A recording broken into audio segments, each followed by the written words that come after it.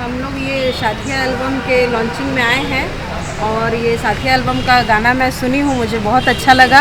और इनके जो हीरो है हमारे प्रेम किंग भैया है और जो हीरोइन है स्नेहा वर्मा जी है।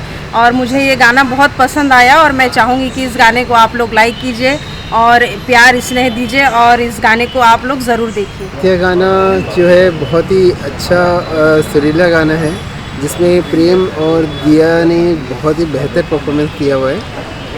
हमने बहुत सारे सॉन्ग सुने होंगे लेकिन ये सॉन्ग थोड़ा सा हट के है जो ज़्यादा इंटरेस्टिंग और दिल को छू जाने वाला है।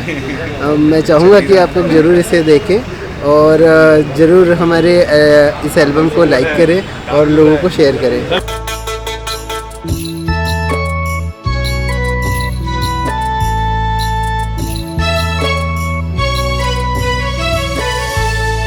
साथिया तोर प्यार माँ और दिल हाँ धड़क धड़क जाए। ये जो साथिया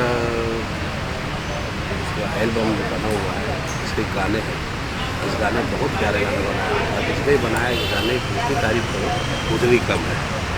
और इसका नाम दर्ज किया गया है मैं मोहम्मद अली सामने कमेटी की